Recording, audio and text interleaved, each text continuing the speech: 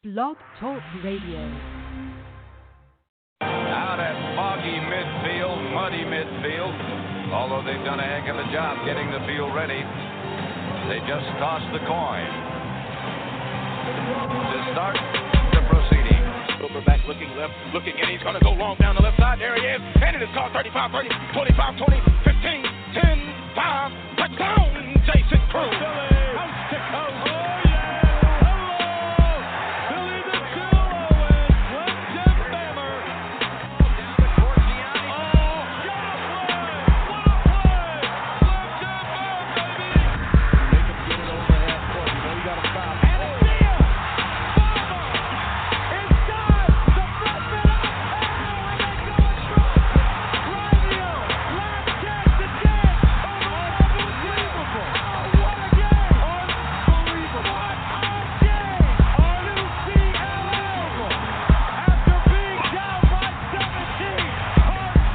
Welcome to the Nothing But Sports Show on NBS Central Radio, hosted by Jay Franchise, Yvonne Maddock, and True X the Sports Junkie, where they give the truth, the whole truth, and nothing but the truth. So help us God.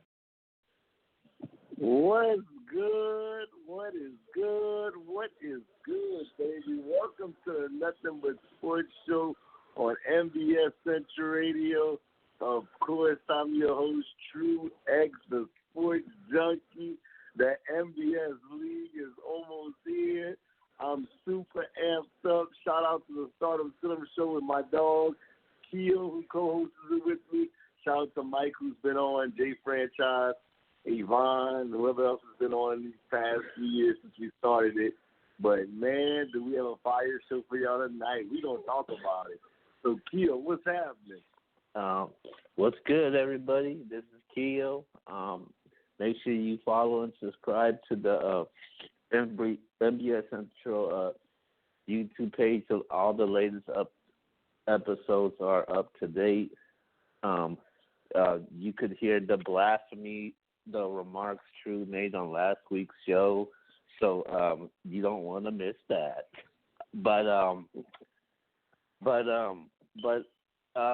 So the homie Big Mike is back on the show tonight. Woo-hoo.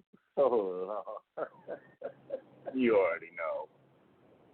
You already know who's on. All right. So,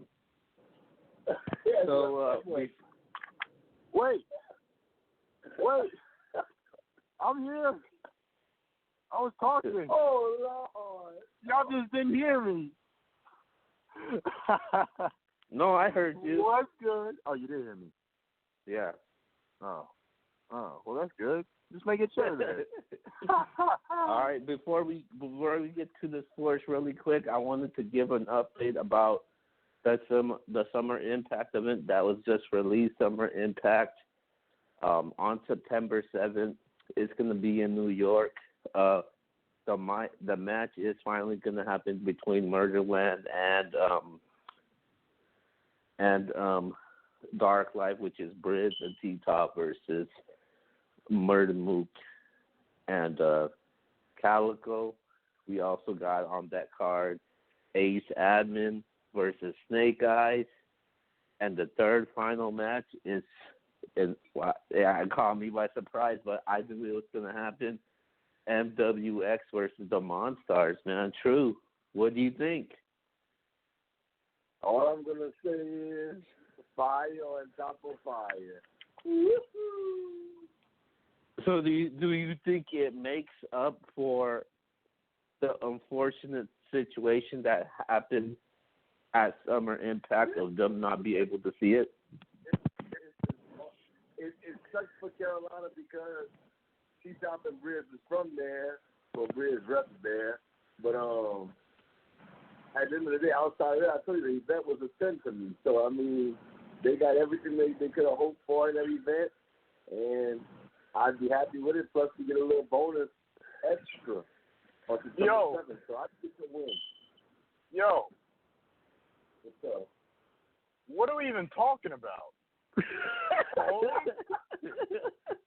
What are you guys talking about? Mike is so lost. Mike, You'll understand later on, but it's all good. But we don't get to these topics. All right, so make sure you check it out. It's going to be on September 7th, Saturday, a day before the NFL season kicks off, which is Sunday. So make sure you tune into that and get more of the latest updates. But besides that, we're going to go straight to our sports topics for tonight. We're going to talk about some UFC. We're going to talk about college football. It kicks off this Saturday.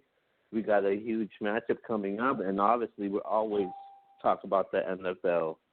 But the first topic on hand is we're going to talk about Zeke Elliott, man. The comments Jerry Jones made saying Zeke who, and the reporter asked that. So do you think Jerry Jones was out of line, and do you think Zeke Elliott deserved an apology? I thought that crap was hilarious. I'm going to be dead honest. I think that Jerry Jones was pretty damn funny with that comment. Zeke, I mean, absolutely. Zeke and his agent had every right to say what they said. They could feel disrespected, et cetera, et cetera. But you know what? Jerry Jones is a character. I thought it was funny. Zeke who? That's funny. I mean, Tony Pollard looked good. And right now the Cowboys, I mean, maybe Jerry Jones is of the mindset that, you know what, yeah, Zeke who? You know, it's to bug him a little bit. It's to bug Zeke. But at the same time, obviously they want to get a contract done and get him on the field. Or rather, they'd rather him just play the rest of his contract that he already signed and then get a contract next year. That would be the best case scenario for the Cowboys. But they'd rather him take the money that they probably already offered him, which I'm sure is more than fair. Zeke shouldn't get more than a lot more than what Todd Gurley's gotten. I mean, shoot, I wouldn't pay him more than Todd Gurley. By the way, I'm going under airport right now, so I'm gonna hop off. Go ahead, Keo. All right. As far as this goes, man, I think Zeke and his representatives are a little bit too sensitive when it comes to that. I think, Jerry Jones was just trying to have fun with it. And when he said Zeke who, he kind of laughed about it, and so did the reporters also. So I don't think it's that big of a deal.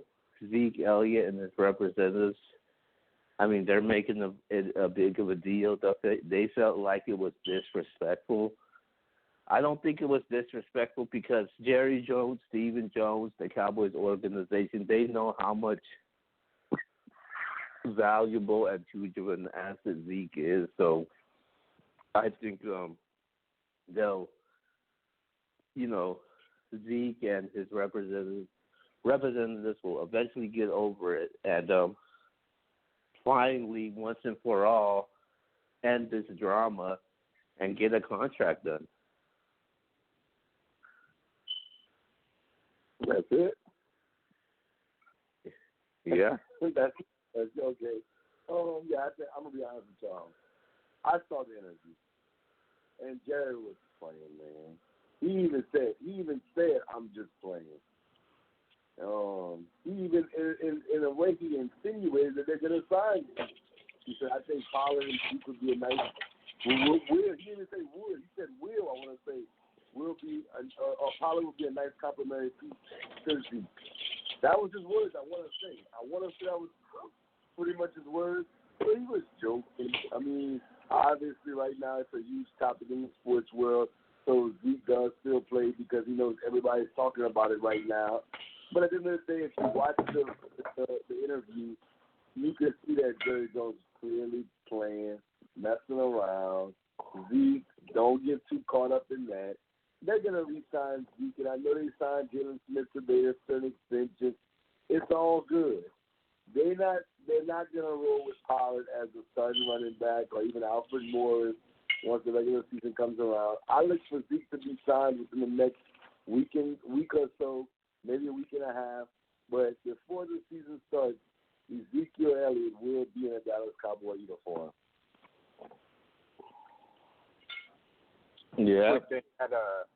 Jalen Smith contract was pretty big, though. That's one guy that's reasonable. There's one guy that can get a deal done. They made him a top 5 linebacker. They made him a top 5 paid linebacker. Would you say that Jalen Smith is a top 5 linebacker?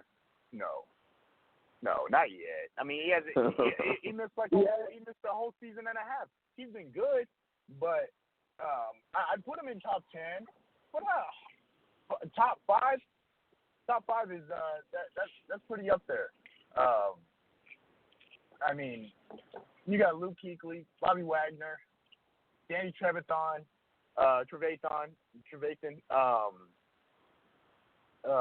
Who else we had? Von Miller's linebacker. He's a linebacker.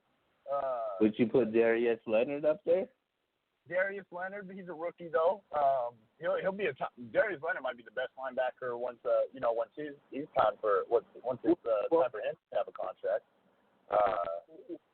I have an explanation for that though, Mike. Just what I think.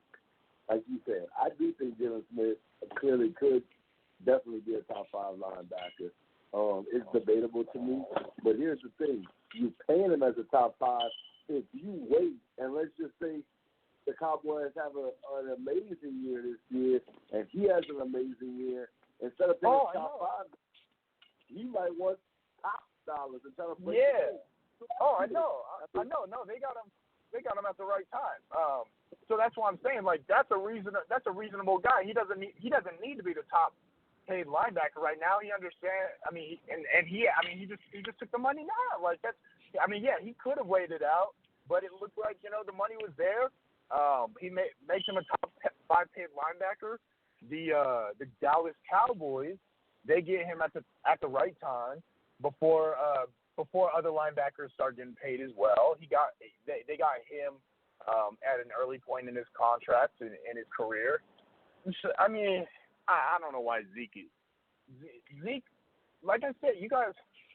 I mean, a lot of people are trying to back this Zeke thing up. I would trade Zeke. I don't want him on my team. I don't want Ezekiel Elliott on my team.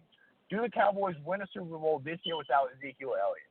It depends on who they get in return. Okay, if they get, if they got a top receiver or a top tight end, maybe somebody to really open up the passing game, and then have a decent guy at running back, or if they got another stud running back maybe if they traded him for Todd Gurley or something, just something like that. I mean, Todd Gurley's probably still has another 1 or 2, prime careers left in him. Maybe, just depends on his injury. There's a little risk there. But, I would trade Zeke. I don't want him on my team.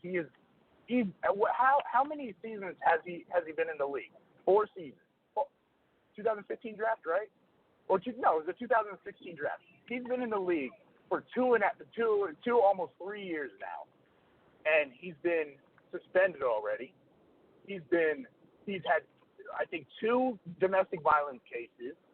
He's sat out once already over a contract dispute. Why pay this man? But one thing about Zeke is when he's on that field, he'll give you some great production. Absolutely. Despite all the off the field issues, though. You can find that someplace else. I don't want to go for 10 years with that crap in my locker room. If I'm a coach, if I'm the GM, if I'm the owner, I do not want that crap in my locker room.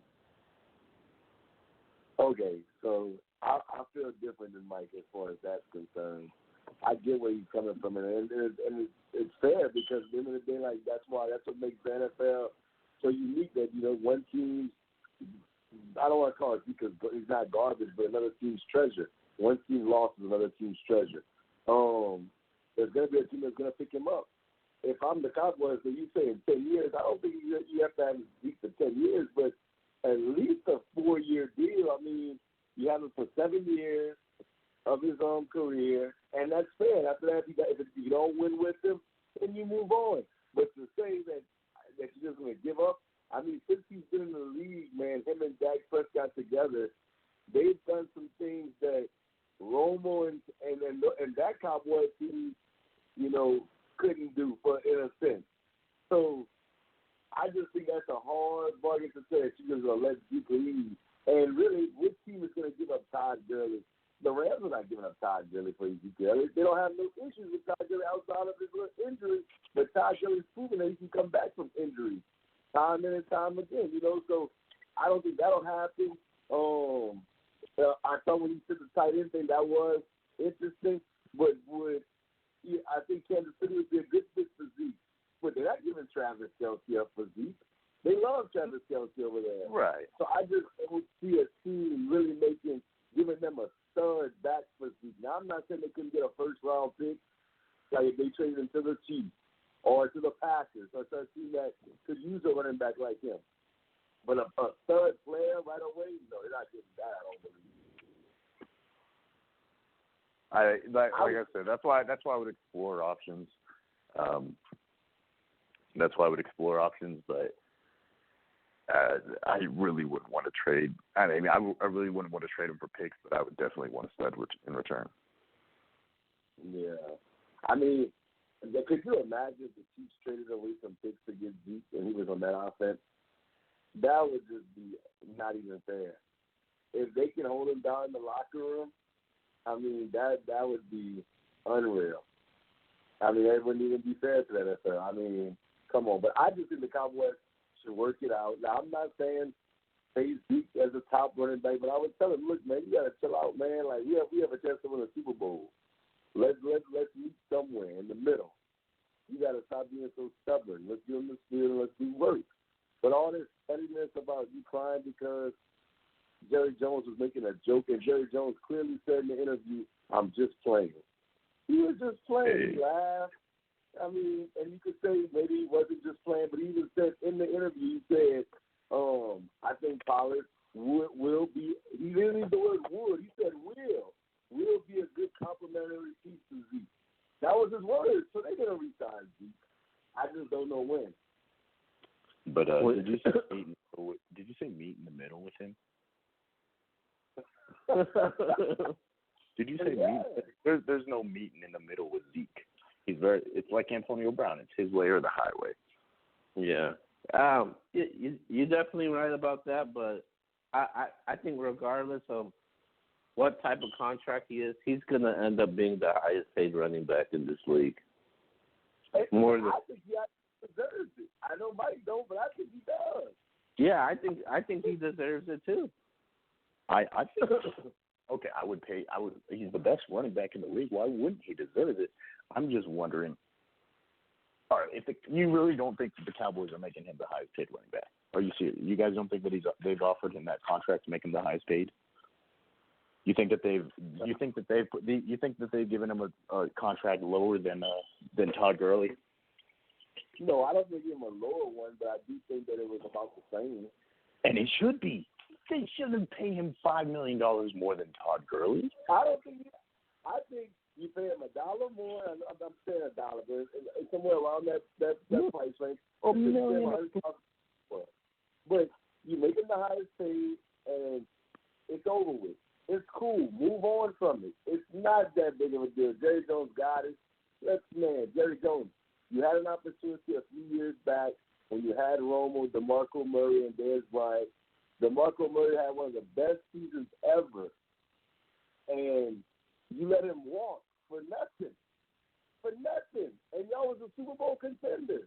Right now you have young guys, Dak Prescott, Zeke Elliott, Amari Cooper, these two linebackers that you have in the linebacking core. You have your corner, Byron Jones. You have talent. You have DeMarcus Lawrence. You have a good offensive line. Don't mess. This is an opportunity for the Cowboys actually have a chance to win a Super Bowl. I don't believe you win a Super Bowl if you don't have Zeke Elliott. I don't think Pollard is that guy like that. He's a nice little running back, him and Alfred Morris, but you're not winning a Super Bowl with those guys. I don't believe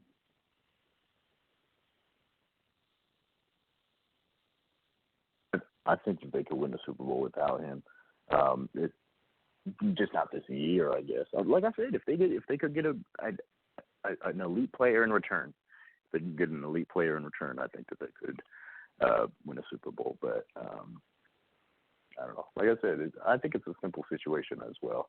I think a lot of these are simple situations. This Antonio Brown, Ezekiel Elliott, Dak obviously isn't, because I'm not giving that boy $30 million. Get the heck out of here. That's not. Or no. Sorry, $40 million. I'm not giving him $40 million. Get the heck out of here. That's not. I mean, they offered him $30 million and he didn't take it. Okay, but looks like I'm looking at the 2019 draft class then.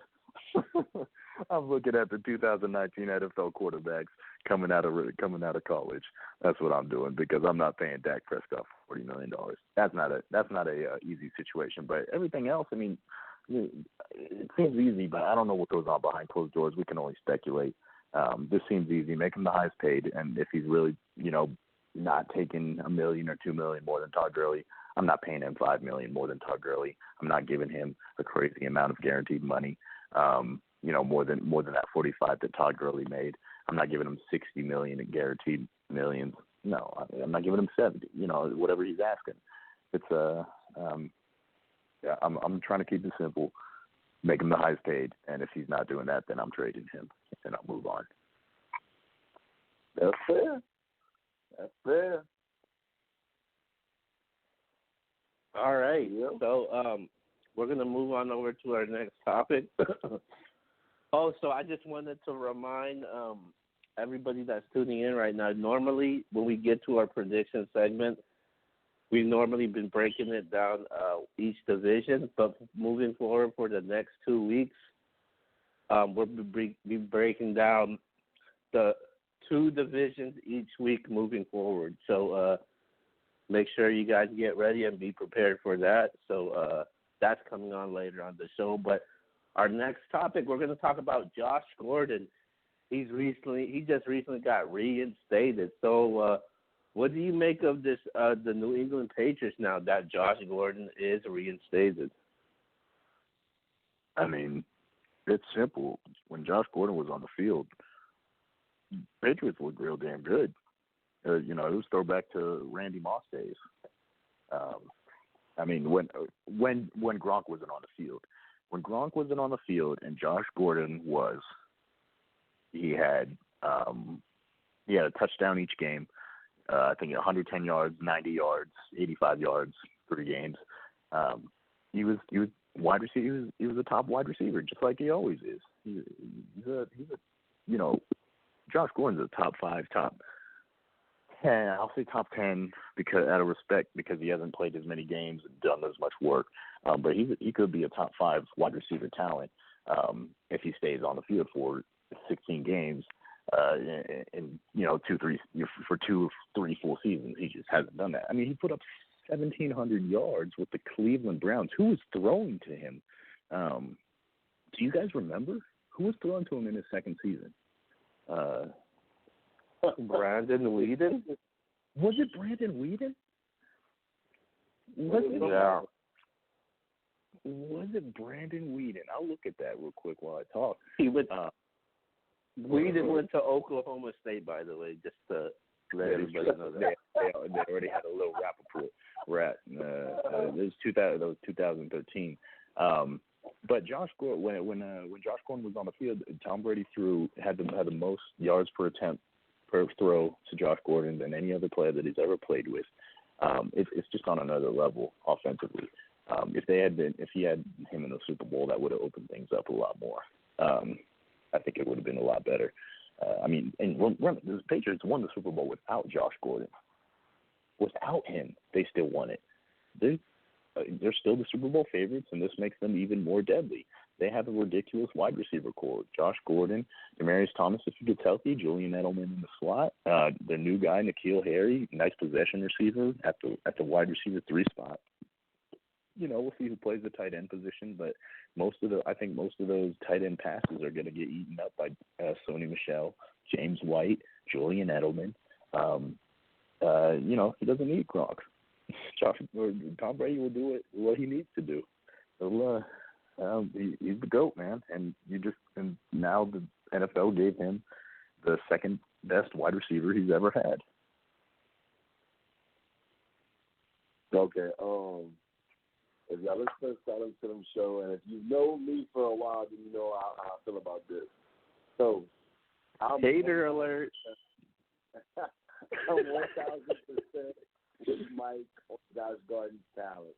There is no debate from me on that end.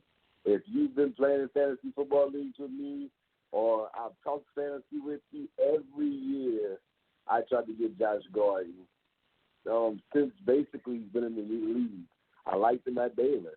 For those that didn't know he went to Baylor, that was just a kill line right there. But I love Josh Gordon. Super, super talented. At this point during my fantasy, life, I just can't rock with Josh Gordon right now. It may come back to burn me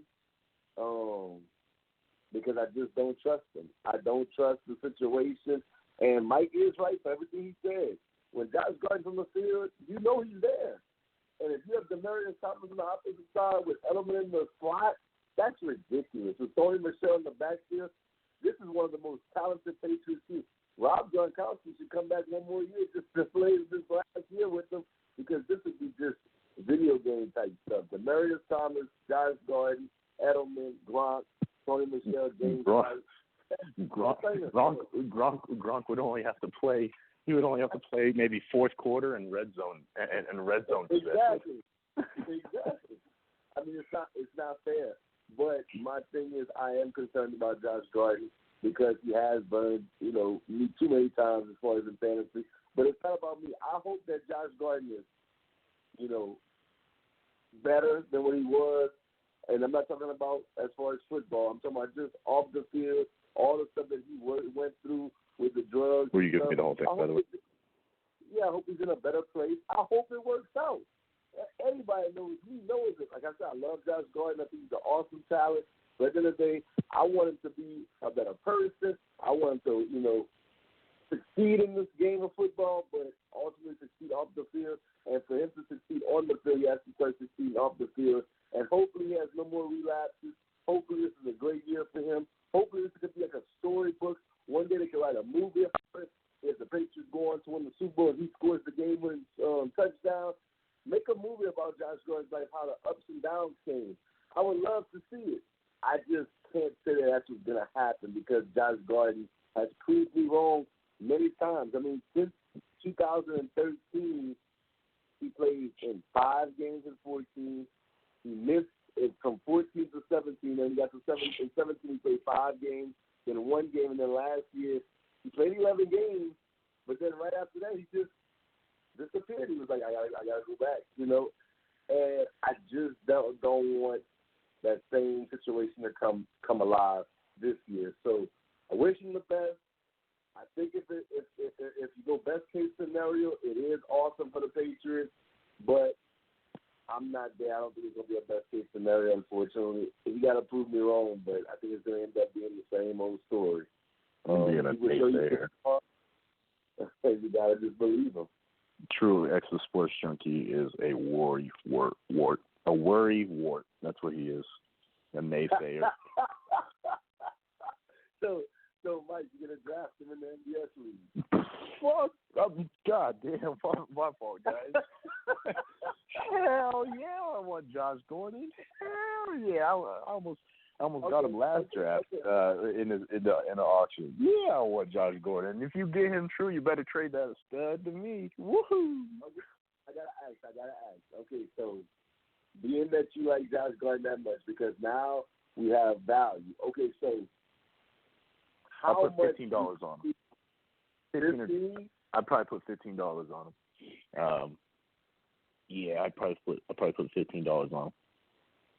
Okay, let me ask you this. If he was in a snake draft, what round would you take Josh Gordon? That one is interesting because I'm seeing him go like I've seen him go middle rounds. And I think in mock drafts. Like I'm on fantasy. I do Fantasy Pros mock drafts. They're pretty good with their mock draft simulations. And apparently his average draft position is going up to like the 7th, 8th rounds. That's when I saw him going, I think, in some of my mock drafts, and I'm like, whoa, that is a little too early. It's got to be double digits for me, 10th round and later. I'm putting him in the same class as about I'm putting him in a little bit higher class than James Washington. James Washington is one of my sleepers that I've talked about. I've got James Washington. I want him in my 11th, 12th rounds. That's where I kind of want to nab him. His average draft position is around there, 10 to 15 range. Hold on.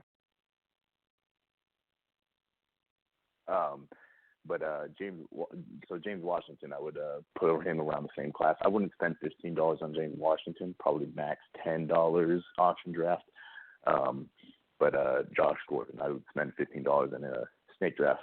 I want him around the 10th round. I'm not taking him 6th, 7th, 8th round, though. That's too early, and I think that's ridiculous.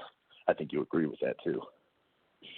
Yeah, I definitely agree, but I think from the way you were saying it, I was thinking that you were going to treat him like an elite wide receiver that goes for much more than $15.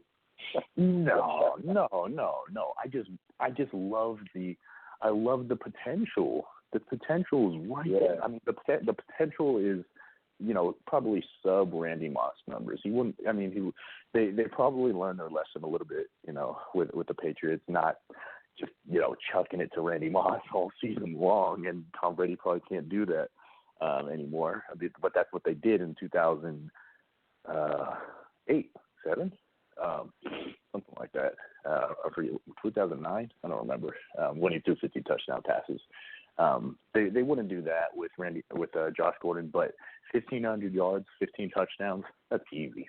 That would be easy if he played the full season. With Tom Brady, of course. That's what I see. That's best case scenario. Okay, Keo, what you think? So with the New England Patriots, man, one thing about the Patriots is they don't give players that have troubled backgrounds chances like this. And the Patriots, they're a very classy organization, and you could just tell that they like Josh Gordon. They want him to succeed on the football field, and they also want him to succeed off the field also. And it basically shows, man, that just by him being back on the team after what happened last year, all that drama in Cleveland. Now we're at the position that we're at now. The Patriots want to see him successful, and he got a lot of talent, got a lot of upside. He's still a young wide receiver. I think he could be one of the best wide receivers. And he's proved it with the quarterbacks that have thrown him the ball in Cleveland. You look at guys like Brandon Weeden. You look at somebody who guys like Brian Hoyer, Austin Davis, Cody Kessler. I mean, Deshaun Kaiser. I could continue the list, but and he's been able to make the best of it. Wait. I don't know. Did you already say the 2013 quarterback you played with? Yeah, the 2013 was actually what's his name? Brandon Weeden. Yeah. No. He played with 3 quarterbacks. Like, I want you guys. You already got one, True. You got one, Keo. Name the last one. He played with the Redskins. Colt McCoy? He played with the Redskins, True. Who is it? Jason Campbell. Campbell. Jason Campbell played 9 games and he followed Hugh Jackson maybe that wasn't Hugh Jackson. Never mind.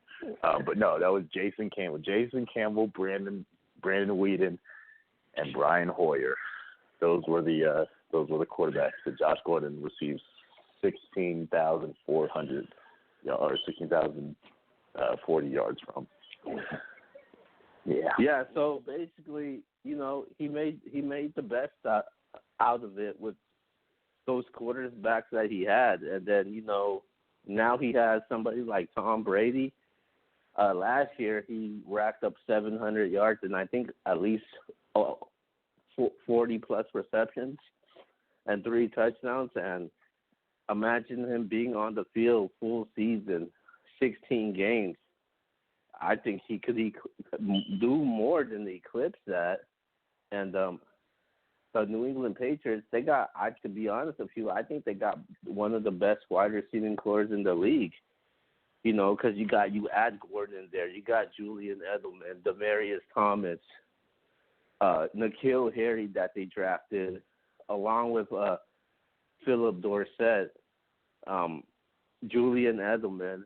I know they lost Gronkowski, but and then you receive from the backfield with James White. Man, I think this is one of the best Tom Brady offenses that they possibly may have, man. So I like what the Patriots are doing right now, and I like Josh Gordon being reinstated back with the Patriots. Right situation.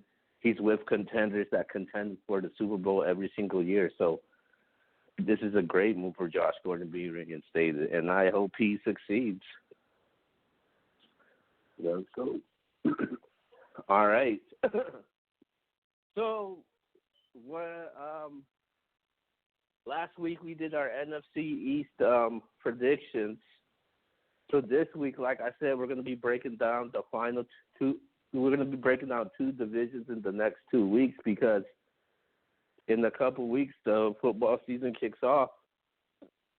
So we're going to start things off at the AFC West. AFC West, huh? You had to go with the AFC West. I could go first since you got your Raiders in that division. Yeah, we could do that. Go ahead.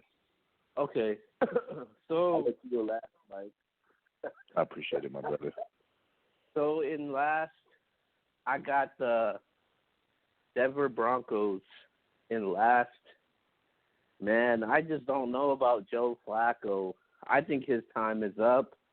I think he's going to be yanked as a starter and probably in the middle of the season. And I think despite him being injured in the preseason, I think the team is going to rally behind Drew Lock, man. I like this guy, man. I like him when he was with when he was playing with Missouri. And I like what he could possibly do, and this is a John Elway type of guy. But with that being said, they got too many unanswered questions right now down in Denver because they got a young wide receiving core, Emmanuel Sanders, who's coming off an ACL injury. Last year, Philip Lindsay appeared from out of nowhere and surprised a lot of people. This year, a lot of people are not high on them. They feel like Royce Freeman should be that guy. So they got a very young, skilled team on the offensive side. And, I hope it works for them, but I just feel like they're going to struggle throughout the season. And I got them going 5-11. I think their defense is the defensive unit is the only way that could keep this team alive. But I got them 5-11, coming in 4th. In 3rd place, man, I got the LA Chargers in 3rd place. Wow.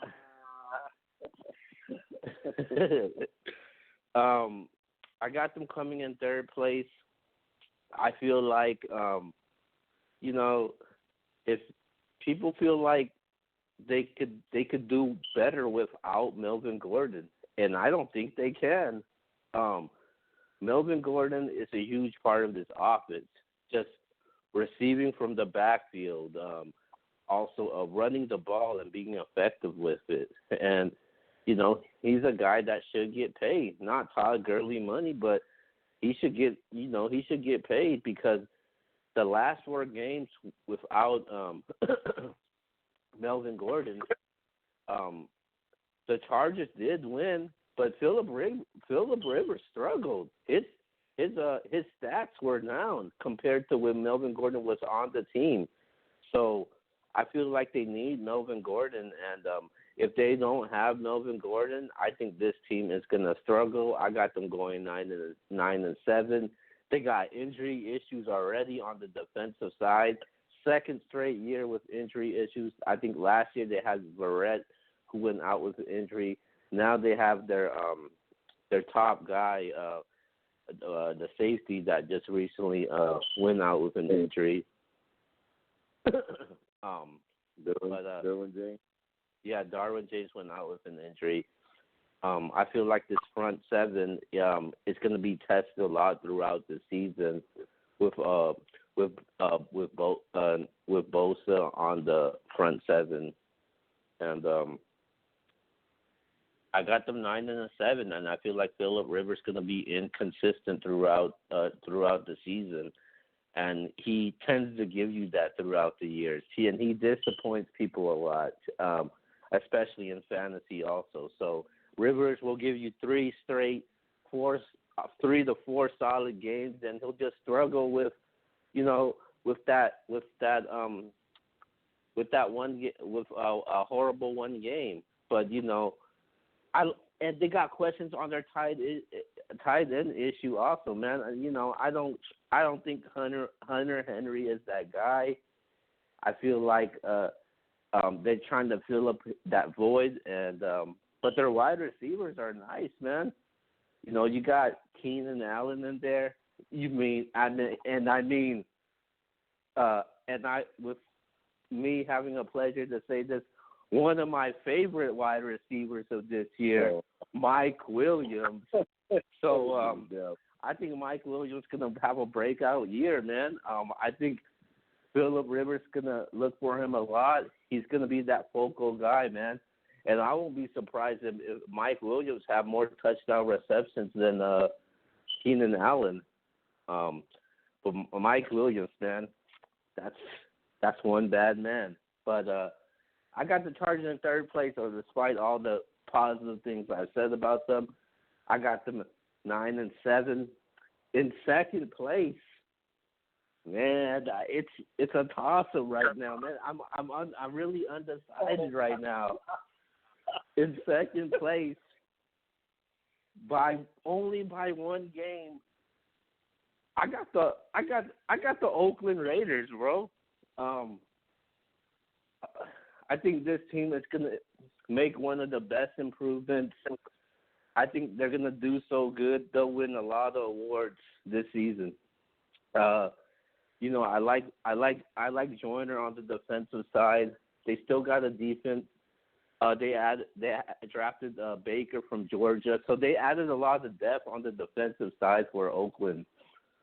And then it's their last year in Oakland, man, so they got to do it big. And John Gruden is getting to a point where he's getting to this team where he wants it to be, getting the player personnel of who he exactly wants. And I like the defensive coordinator Gunther, man. I think he's a smart man with a lot of great defensive schemes. So I like the defensive coordinator over there.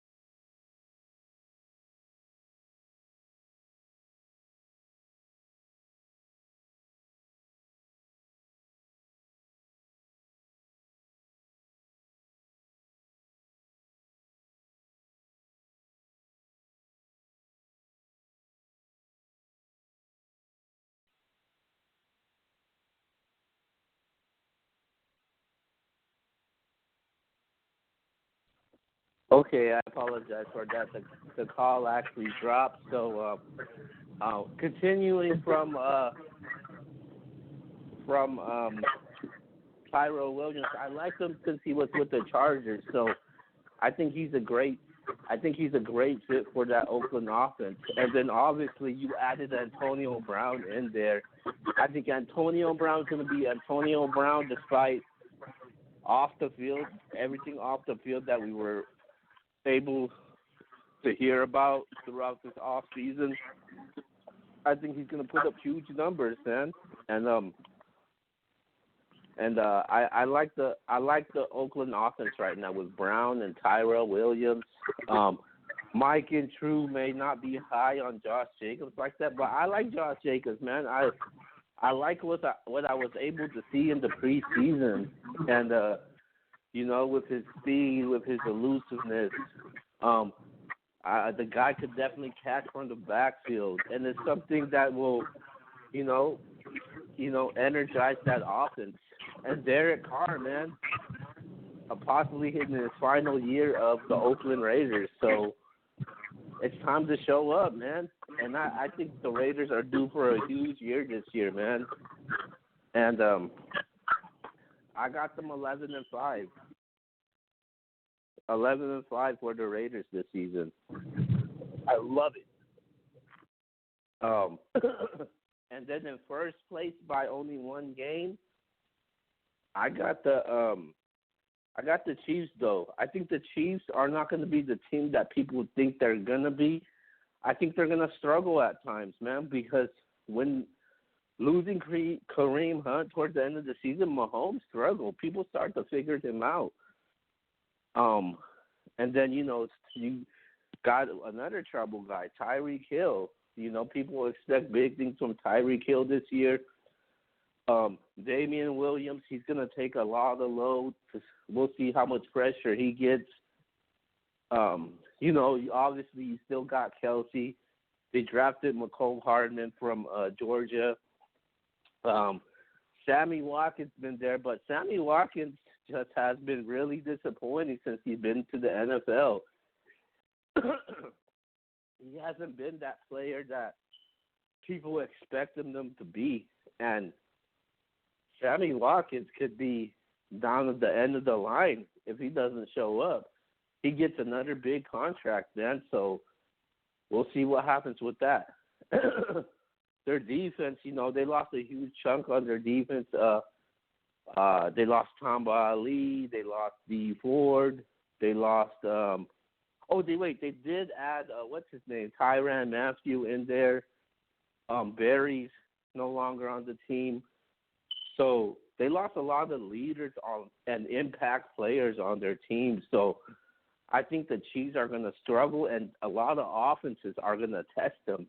If I'm the offensive coordinator, I'm going right after that secondary of the Kansas City Chiefs because I think they could possibly be exposed this season.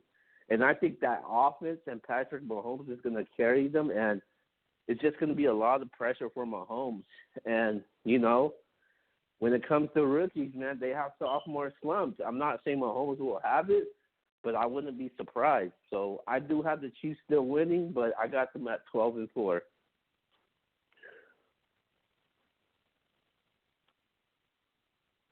While we wait, let me try to get True back on the line. I lost him recently. Oh, he's not on the line anymore, huh? He's not on the line anymore? Okay, we finally got True back. So, True, I just finished breaking down the AFC West. I actually got the Broncos in 4th. I got the Chargers in 3rd with 9-7. I got the Raiders finishing 11-5 in 2nd. Oh.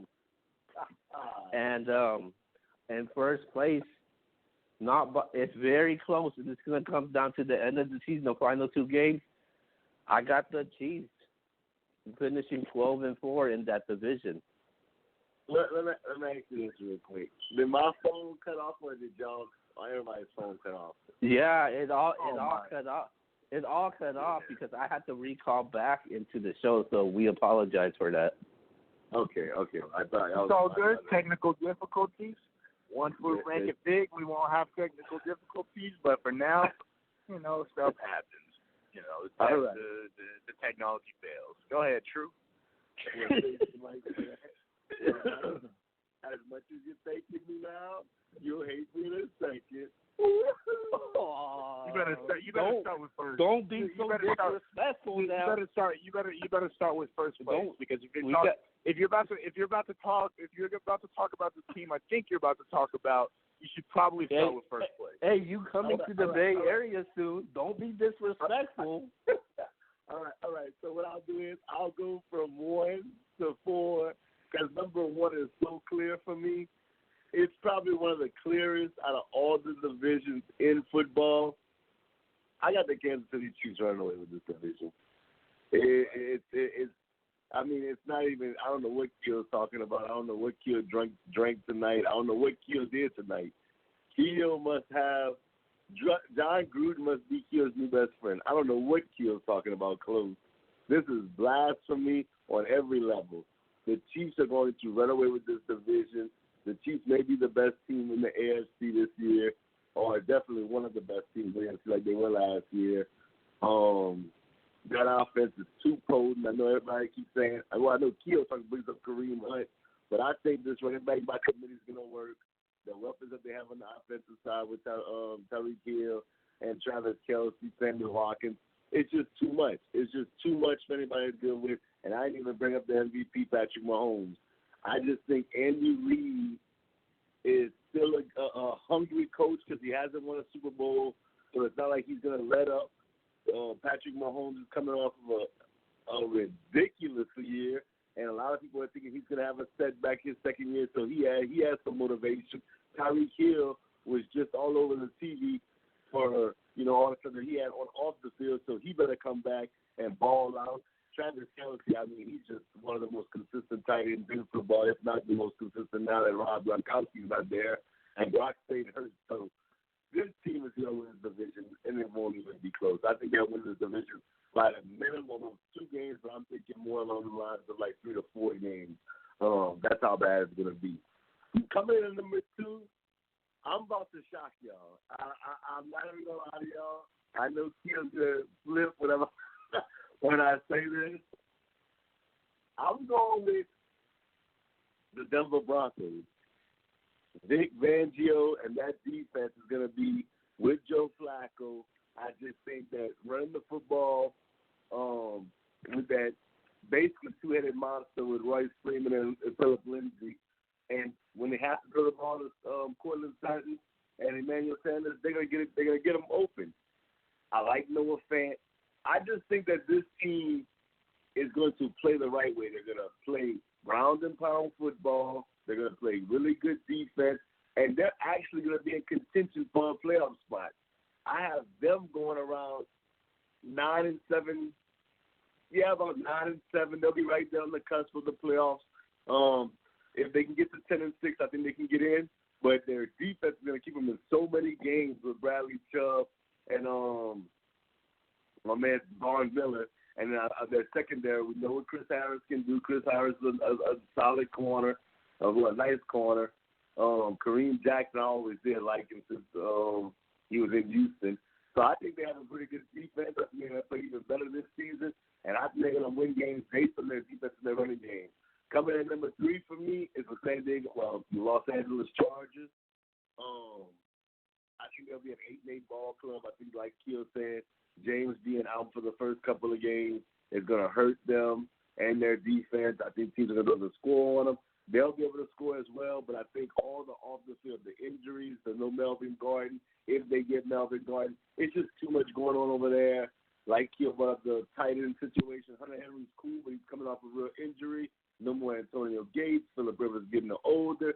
I just don't trust them. I think they'll be hot and cold. They may even beat the Chiefs one game this season, but they'll finish 8-8, a 500 ball club, and they will not make the playoffs.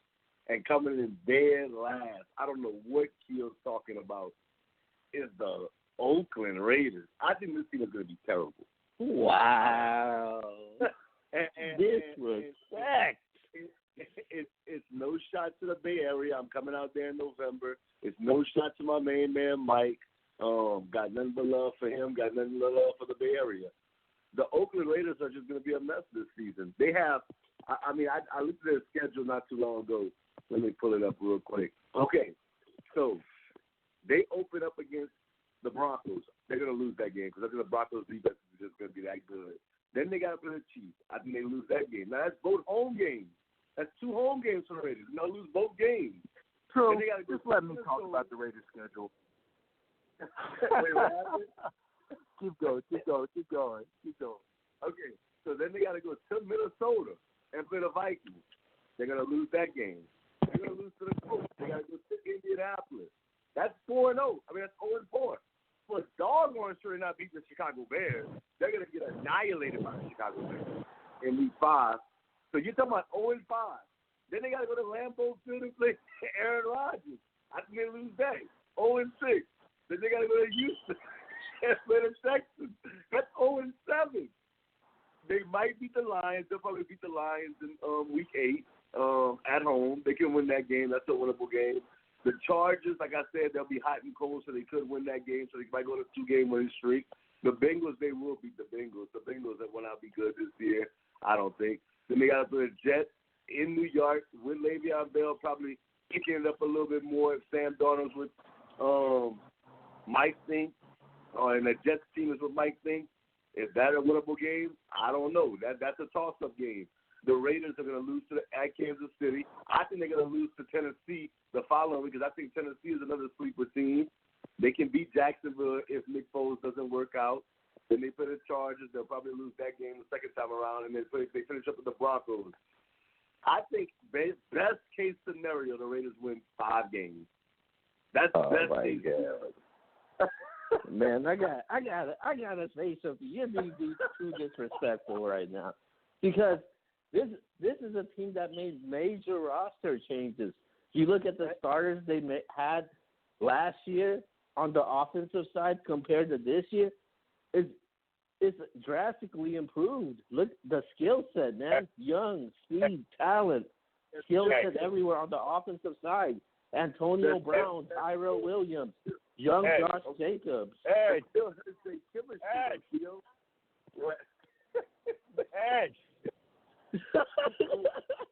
Yo. Okay, hold on. Hey.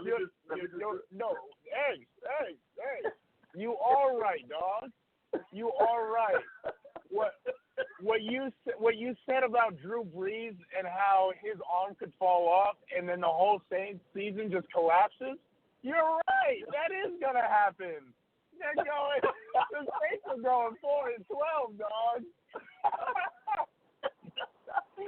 I changed my standings predictions already. Let me just say it now, so I'm gonna let Mike go next. I swear. Okay, so Tim, you just had a whole mouthful, right? You just finished saying that they have a whole roster makeover just now. 2 new wide receivers, a new running back. That's chemistry, bro. And they lost their tight end. So now you bringing in a whole new regime. Nobody that Derek Carr is going to feel comfortable with. And he can sit there and say, oh, yeah, I'm going to feel comfortable. No, Antonio Brown hasn't even been at practice. This team is going to be bad, bro. They're going to be Well, there's plenty of time to have chemistry because that's why we have preseason games and training camps. Preseason is nothing, dog. It's all practice. It's all training camps, and honestly, it's about years of experience together. Are you good, True? Yeah, you can go ahead, Mike. I'm sorry. Go ahead, Mike. I'm sorry. No, don't apologize. I was just making sure because I was ready to segue out. You know, I thought that was a good segue. You know, I feel like that's pretty good, right? Segue into my predictions. But honestly, the Raiders aren't going to be bad. They are going to be bad in the first 8-10 games. They will be. What you said, absolutely. You guys know how much the Raiders travel this year? You guys know how much they travel? It's unbelievable. Okay, so in their first 8 games, from 22 teams do not travel more than the Raiders do in their first 8 games. I think it is. for like 22,000 miles. They're traveling 22,000 miles in their first 8 games. That is ridiculous. That is absolutely ridiculous. I don't understand how the Raiders did this schedule, but it's bad. It's a terrible schedule. The numbers right here. That the Bills, Giants, and Jets will travel a combined 23,552 miles. The Raiders will be traveling 32,000. That's 3 teams combined. The Raiders will be traveling more. All right. So after they play in Oakland in Week 2, they won't return home until Week 8. That's 49 days, 50 days, over a month, about a month and a half. They will not be home at all. I mean, they're not, and that's the thing. They will stop home. They'll practice home, that kind of thing. But they won't be at their home stadium for 49 days. And also from week 2 to week 8, they will travel 21,347 miles. And that 49-day period of traveling, that's more than 22 NFL teams in the entire season. So in just 6 weeks, they travel more than 22 teams. That's ridiculous. There's no way the Raiders are going to come out with a positive record in their first 8 games. Keo, you are tripping, dog. I'm sorry. I mean, I hope to God you're right about the Raiders. But those first 8 weeks are rough, man. They are very rough. I think they can win against the Broncos. I think that they can beat the Vikings.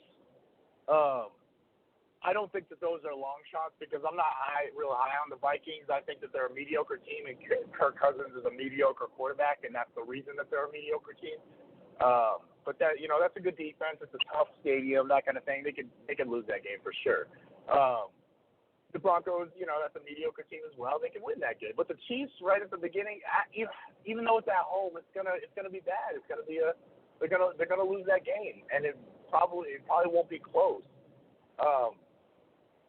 The biggest issue, I'm gonna talk a lot about the Raiders. I love my Raiders. Antonio Brown not being there, that's huge from the jump. There's gonna be no chemistry, but that thing what Keo did say is correct. The Raiders are absolutely more talented than they were last year. Josh Jacobs, I do like him. We'll see how much of an all-purpose back he can be. Antonio Brown and Tyrell Williams, you tell me those aren't upgrades over Amari Cooper and Michael Crabtree? They are. And as soon as Derek Carr gets some chemistry with those two, they're going to put up really good numbers. And that's going to happen in the second half of the season. They're going to have really good numbers. I want Tyrell Williams. I want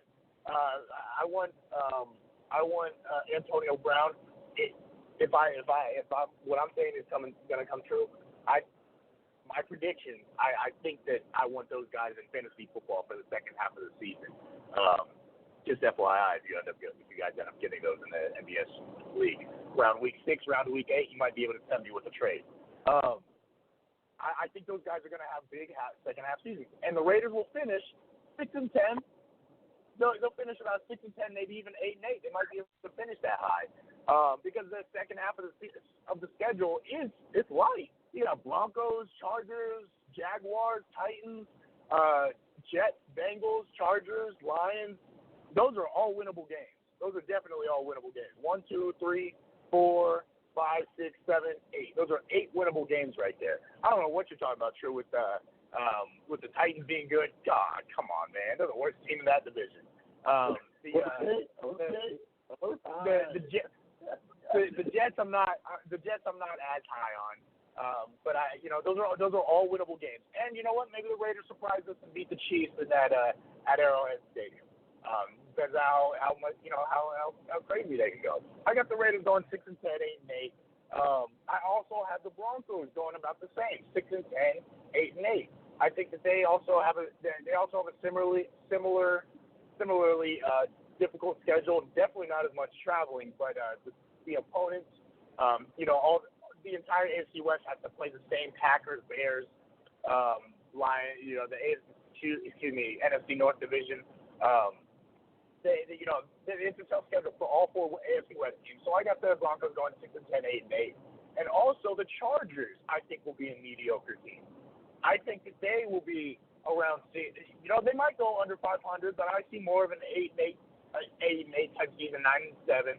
I have them maybe making the playoffs, but I don't have my AFC playoff teams all set. I think that they could squeak in, but but as of right now, I have them going 8-8, and they're second, but they'll be second in the division. So with the Raiders and Broncos, I'll go ahead and put my Raiders at fourth. I'll put my Raiders at third. I'll put the Broncos at fourth. The Chargers in second place at around 8-8, and then the Chiefs, absolutely excellent team. They might be the most talented. Without Josh Gordon, the Chiefs are the most talented team in the NFL, and I'd put them as the number one seed. The defense is going to be better. I don't think they lost. They lost Dee Ford, but they made a trade for holy crap, Frank Clark, good pass rusher, decent. He's a good pass rusher. He had a good year last year. Let's see if he can replicate it in the Kansas City defense. Andy Reid with the running game, he's always had success with that. LaShawn McCoy, Brian Westbrook, Kareem Hunt, Jamal Charles, Sharkandic West, and Spencer Ware had good seasons when Kareem Hunt was out. The Chiefs will be great on offense, and they'll be decent at defense. I like their and Chris Jones, their nose tackle. I don't know if you guys know that guy. I think he had double-digit sacks, right, as a nose tackle. Are you kidding me? Yeah, they have defensive pieces. Their softest point is in the middle. Their linebackers are not good. That's a soft point. Losing Derek Johnson, Tamba Ali over the last 2 years, that's been rough for them. But I really like their secondary. Kendall Fuller was a young corner coming out of Washington. They made that trade for getting him for Alex Smith. He's good. Tyrann Mathieu, great playmaker at the safety position. We all know him. We all know Honey Badger. And then Bashaud Breeland, he's a corner from, I think he's from Redskins as well, isn't he? Or is maybe? Redskins, yeah, he's from Washington as well. So they got the two Redskins corners. Those are good guys. Not shutdown guys, but the Chiefs defense will be around in the 20s, 15 teams type thing. The Chiefs will be 13-3. I'll say 12-4. I'll say the Chiefs 12. Yeah, I'll say whatever. Chiefs 13-3. Sounds disgusting out of my mouth. Chiefs 13-3. Chargers 8-8. Raiders and Broncos 6-10. Finishing in that order. That's how I see it going. I don't see. I mean, I would love to see Raiders blow everything out of the water, and Antonio Brown gets 1,500 yards, and Tyrell Williams gets 1,200 yards and 10 touchdowns, and Derek Carr throws for 4,500 yards, and it's back to 2016 with clutch finishes, and that would be awesome. But I just can't see it happening with all that. And the biggest thing is the traveling. I traveled a lot in basketball. That was pretty. It was my first time traveling for basketball last year in college. That first time I ever did it, holy crap! And I was just traveling to California. We drove in a van. It sucked, and then we just weren't ready, and my legs were tired. I was tired. You can't get enough rest. There's no jet lag or anything, but you're just tired.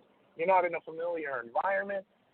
You try and stretch, but it's just not the same. And I mean, NFL is a completely different level. But to travel different countries, they're traveling to 3 different countries, I think. London, Canada, and Mexico, I believe, is where they're traveling. They're traveling all over they're traveling all over the world, This is not going to be a good season to start for the Raiders, and but they'll finish strong. That's how I see the AFC West going. Y'all completely blind. But all right. Oh, yeah, bro. I can't wait. I can't wait for this season to start. I can't believe you have the Raiders with 11 wins. The blast for me. I can't even believe that. That's crazy. With all my guts and conviction, man, I got the Oakland Raiders, man. Wild card, baby. Yeah, I got all of them. I got the Chiefs at 8-8, the Chargers at 8-8, the Broncos at 9-7, and I got the Raiders. Oh my God, I really got the Raiders like at 4-12. I think it'd be terrible. Have you seen? I don't think it's going to be that bad. They're a better team than last year for sure. They added defensive pieces. Like come on, man, they're a better team. As soon as they get chemistry around that week 8, week 10 situation, all those games that you were talking about, Jets, Bengals, Mike, Chargers, Jaguars. Come on, man. Those are winnable games. That's a 6-2 record. That's a 6-2 record over there. Mike, I understand that you're being optimistic, but and you know this, I'm not even saying because you and I both play sports. When a team, especially with divas like y'all got, or if y'all go 0-8, or like y'all struggle, they're going to quit on the team. Oh, man. They're going to be like, it's over. We're not going nowhere. And Antonio Brown might sit out the rest of the year. You might be like, oh, no, I'm done with this. Oh, team. God. Oh, God. I think low-key, like, for real. I'm gonna go on the record and say it right now. The Raiders are officially one of the teams that could have the number 1 pick in the draft next year. Oh, God. That's how bad. You're disrespectful. That's an awful take. That's the worst take, and that's the worst take I've ever heard. You have good takes, man. You can't be saying some dumb stuff like that. You're too good for that, man. Good for that. You know football too well. No, but maybe that does happen. And you know what? If that does happen, Derek Carr's gone, and we have probably oh shoot. I hope we don't have Jake. But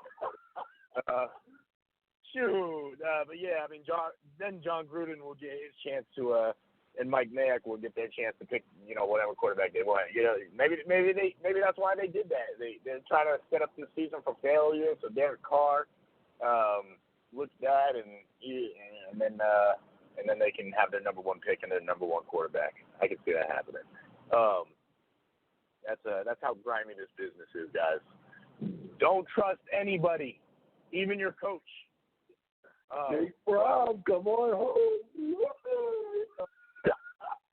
Oh, that is not an NFL quarterback right there. Please, I know. Real quick, Drew. Did you guys watch the preseason game though with the Raiders? You too, Kia. Did you guys watch the last one? I watched the Cardinals. Yeah, a little bit of it. Did you watch the first drive at least? I thought the back end of the game. Yeah. You didn't get to see Derek Carr then. Maybe I was the one with the Cardinals, right?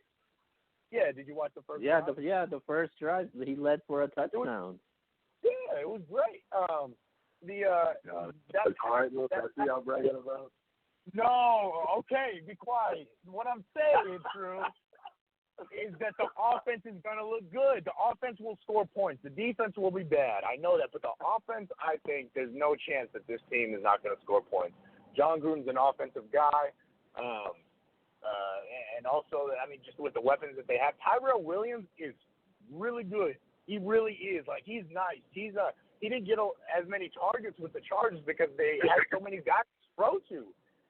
They had Keenan Allen and Mike Williams came in, and Antonio Gates and Hunter Henry were there, and the running backs, they just spread the field out. Tyrell Williams, right now, he's the number 1 guy because Antonio Brown has developed no chemistry with Derek Carr.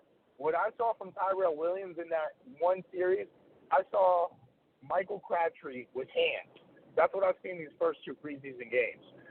Because Michael Crabtree has brick hands. Tyrell Williams, he has hands. He has the leg. He has that red zone talent. I'm excited to watch Williams. And outside of Williams and Brown, I think a guy that could possibly emerge, maybe like in the middle of the season, is Hunter Renfrow. I think they're going to utilize him like in slot situations, in a lot of screens, short passes, third down situations, and I think he could be successful with that. He'll be a much better slot wide receiver than Seth Roberts ever was. That's for sure. I think the Raiders have weapons, man. I'm excited to watch the Raiders, even though I think it'll be a losing season. It's going to be fun to watch them and, get people to shut up about Derek Carr. I'm ready to see his arm and see his talent. I know that Derek Carr is a great quarterback. I'm just ready to see it with some actual weapons. It won't translate into wins, but it'll translate into numbers. And then once the next year comes around, I think it might start translating into wins. Good luck. No. So true. I mean, true. Do you think that? I mean, you say that they're going to be that bad on number one pick. You think there's no way that they keep Derek Carr if they go that bad, right? That's what you're saying. Derek Carr won't be an Oakland Raider next year. He won't be an Oakland Raider next year. He'll be traded. I'll let go release. You have issues, man. All right. Let's go to the AFC North now as we give our predictions for the AFC North. All right, I'll go first because I'm gonna have to hop off after this. Actually, sorry. The last team, obviously, we all know the Bengals. The Bengals are gonna be last. Bad team. Andy Dalton. I think Marvin Lewis is still there, right? The running back situation is good with Joe Mixon. The offensive line situation is not good.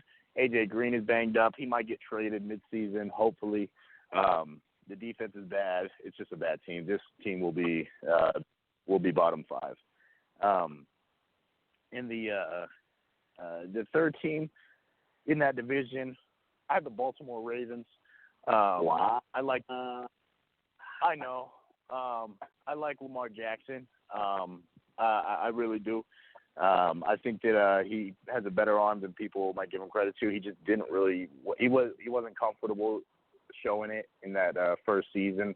Jumping in this season, he just relied on his legs. We'll see what he does. He's looked decent in preseason. The defense lost the middle of the field with C.J. Mosley leaving at middle linebacker. They have a lot of players that I really don't know, honestly, in the middle of the field. What's that? You did add Earl Thomas.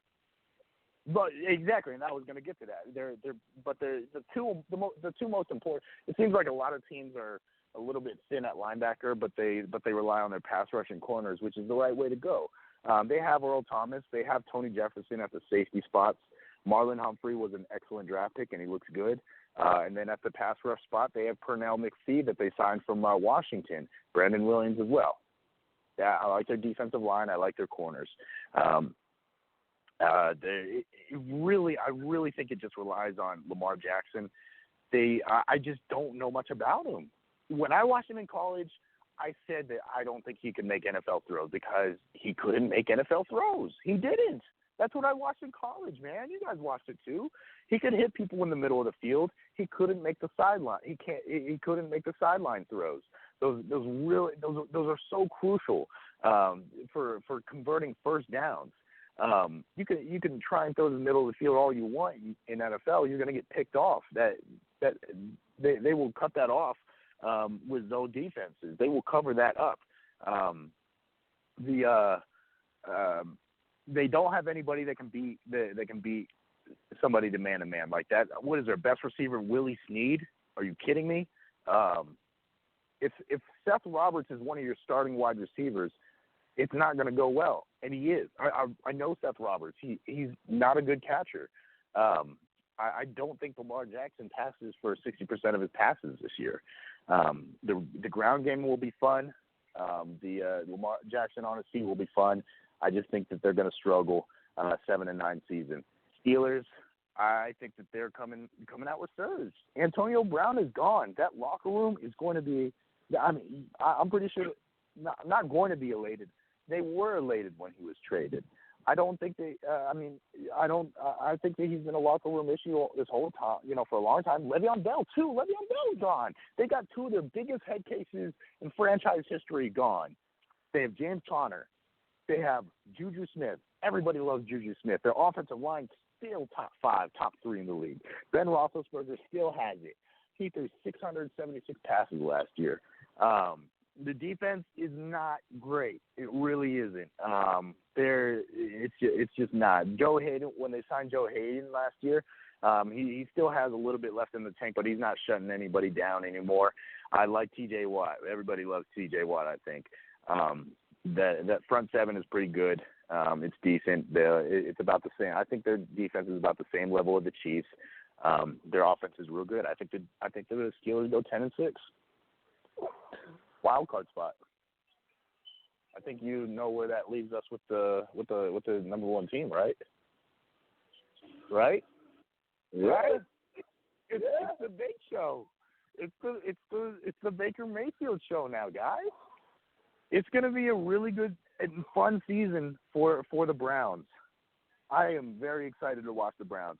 I don't like Baker Mayfield as a person, really. I can't say that because I don't know him as a person. He just seems really annoying. I don't love the type. He seems like a frat guy, okay? And I don't like frat guys. That kind of bro attitude, just kind of annoying. I just don't like him. It's as simple as that. But I think that their schedule is soft, and they will win a lot of games. Just listen to the schedule: Titans, Jets, Ravens, 49ers, Broncos, Bills, Dolphins, Bengals, Cardinals, Bengals, Ravens. The toughest teams: the Steelers twice, Patriots once, Seahawks once, Rams once. That's five playoff teams right there that they're playing this year. That's it. Those are the only playoff teams that they're playing. If those are 5 losses, okay, those are 5 losses, and they don't beat good teams. If they don't beat good teams, okay, they're going 11-5. I don't see them losing that many games to the other teams. They're definitely beating the Bengals twice. They're definitely beating the Dolphins and the Ravens at least once. That Baker Mayfield can really throw the ball. He has a very nice arm. His touches are perfect. Odell Beckham has number 1 fantasy wide receiver potential this year. It depends on injuries.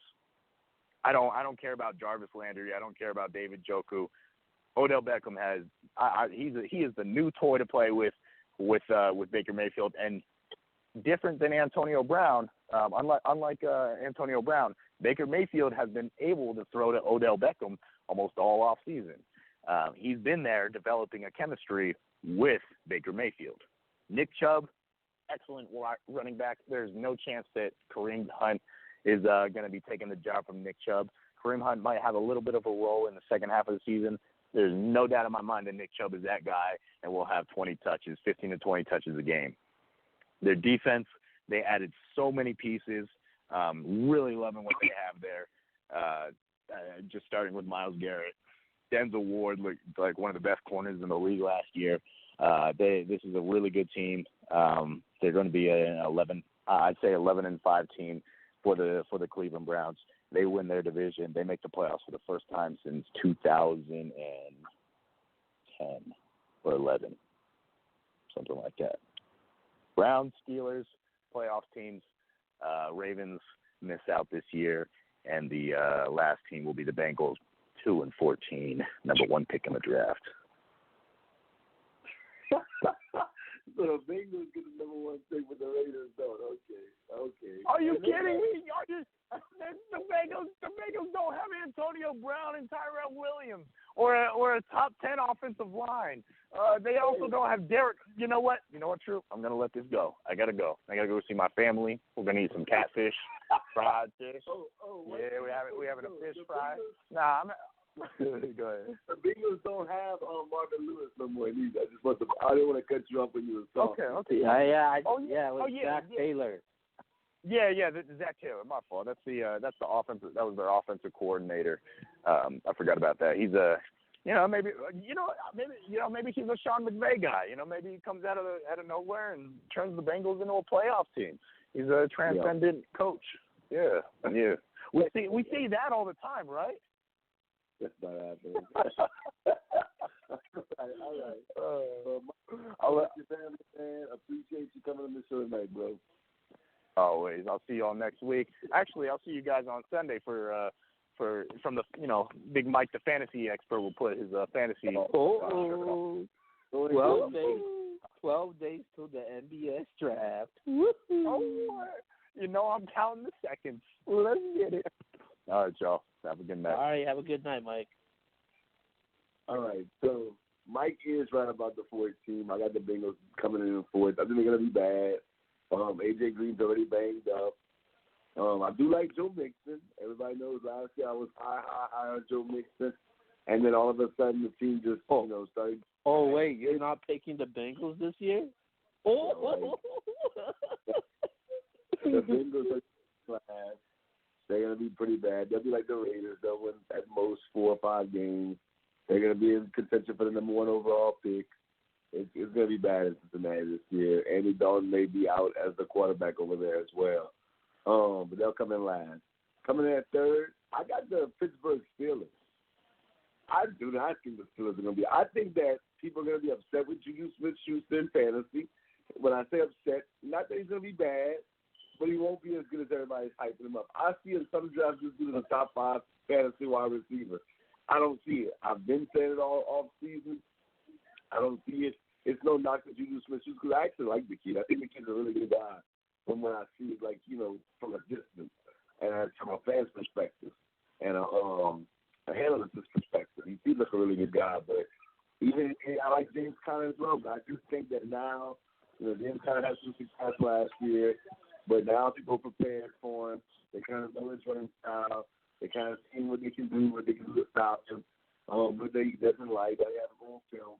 And they're getting older. So I think the Steelers are going to struggle. I think the Steelers are going to go out like 6-10, 7-9.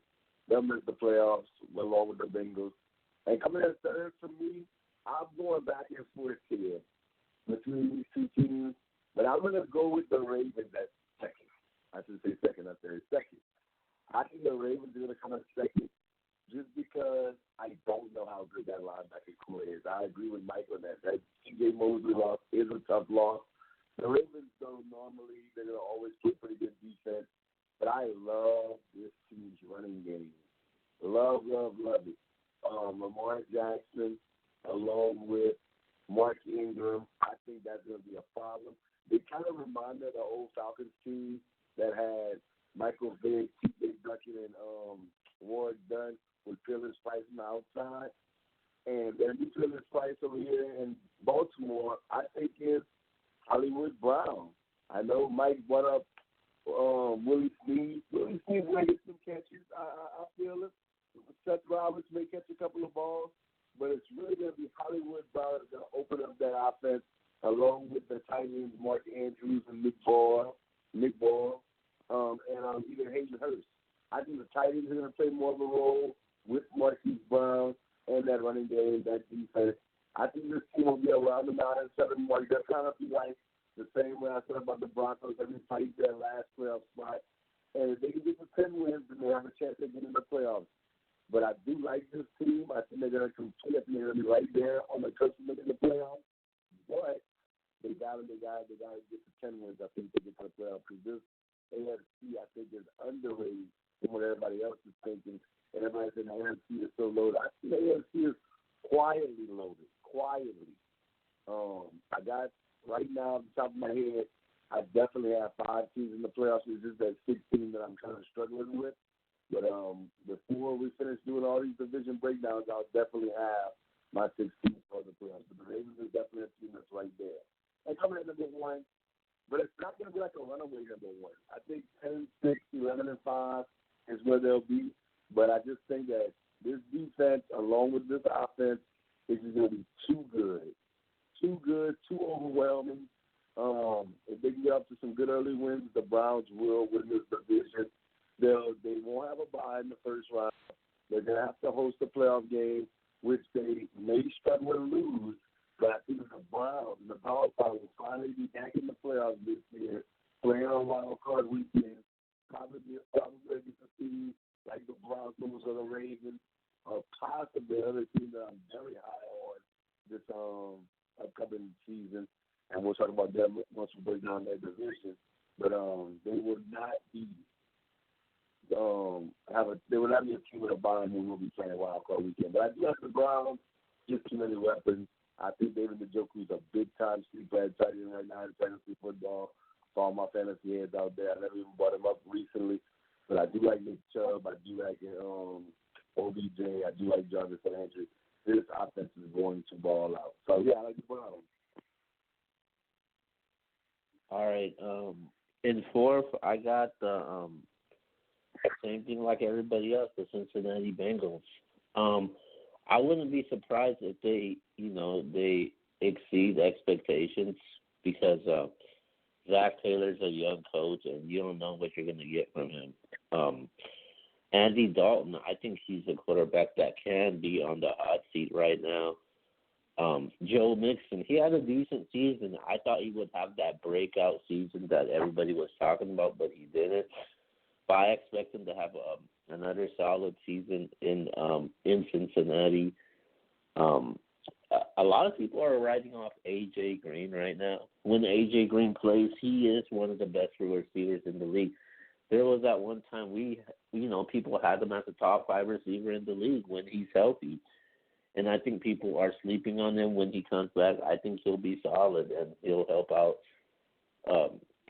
Cincinnati. But the Bengals they're still led by their defensive front, Atkins. I just feel like it's not enough. And I don't know, man. They just need some leadership down there, man. I don't see Andy Dalton as that guy that could lead that team to the promised land or further to the playoffs. And I think he might be out of the job by next season. So I got them finishing 4, possibly like a 6-10 record. Coming in 3rd, I got actually I got the Pittsburgh Steelers finishing at it. No, not the Pittsburgh. I actually got the Baltimore Ravens finishing in 3rd. The Ravens finish in 3rd. I just feel like Lamar Jackson, he has a lot of answers that needs to be answered, a lot of questions that need to be answered. And I just don't trust that wide receiving core they had. They got, Willie Snead over there. You got a young Marquise Brown. And it's going to be different for Marquise Brown this time around because he's not used to that type of quarterback who likes to run the ball and, that doesn't throw the ball and air it out on a consistent basis. And I feel like they're going to be inconsistent and they're going to rely on their running game so much with Mark Ingram and Lamar Jackson. But I think that defense, even though they lost a lot on that defense,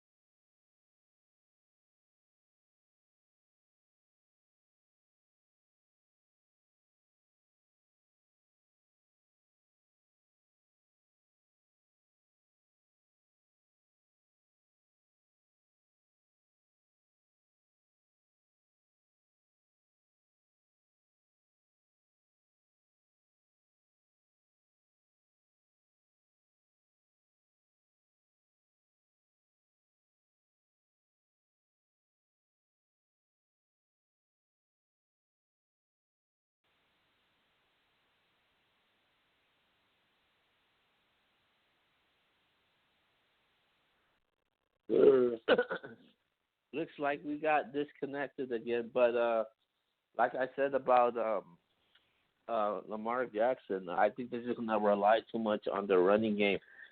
But if you want to go to their defense, the defense has lost a lot as of late. They lost Darius Smith to Green Bay. They lost, obviously, C.J. Mosley, who signed one of the biggest contracts as far as linebackers go. And obviously, Terrell Suggs, he's no longer there. They did get Earl Thomas, though. I do like the secondary, what they got with Marlon Humphrey. I think he's an up-and-coming cornerback in the league. That could be one of the tops. Tony Jefferson, guys like Brandon Carr and Jimmy Smith. I think they'll be able to, lock down, the premier receivers in the league. But I just feel like it's going to be too much for the Ravens to overcome because they got a lot of questions, issues, and concerns going on right now. John Harbaugh could be on the final time in Baltimore. So I got the Ravens in third. I possibly have them at 7-9 and 8-8 record. In second, I got the Pittsburgh Steelers. Man, the Pittsburgh Steelers, they're still a solid team. I like what they did in the draft. They drafted Devin Bush. He made a huge impact in the preseason. Huge impact on the preseason. Got the same skills and attributes as Ryan Shazier. And then you look at their the offense from Pittsburgh. It's still a decent offense with James Conner. A lot of people are high in Jalen Samuels. The wide receiving core, we know about Juju Smith, James Washington. I think that's a guy that actually could possibly break out and be the number 2 receiver for that team. So I like what Pittsburgh could do. And Big Ben, he could still play. He still could sling that ball around. So I think the Steelers will be a decent team. I got them finishing possibly a 9-7 record in the division, and the team that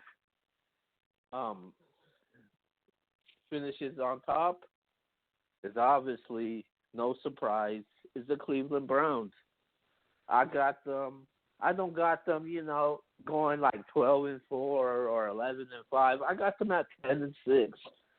I think it will be a lot of downs for them, but they'll get a lot of positives throughout the season because this team is the way they want it to be set. Because you look at what they have now with Baker Mayfield finally being the guy. You traded to get Odell Beckham. Demarius Randall's over there. They added Jackson from Jacksonville with Myles Garrett. Big Mike mentioned Denzel Ward, I think he's one of the best cornerbacks in the league. I like the Cleveland Browns, man, and their offense is nasty right now.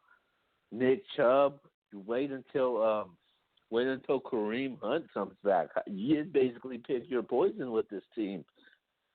And then on top of that, you got the LSU guys, man. You got Odell Beckham and Jarvis Landry. And then on the slot, you put in Antonio Callaway in there. And we haven't forgot about David Njoku. So Baker Mayfield got weapons all around the areas.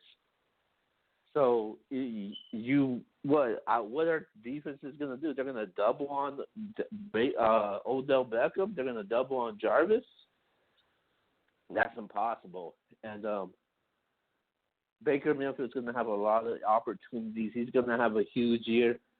I think both of those wide receivers are going to have a huge year, including Nick Chubb. So I got the Browns 10-6 this season, and they win the division. We all have the Browns. Wow, okay. Give me a second. Let me make sure Yvonne also has the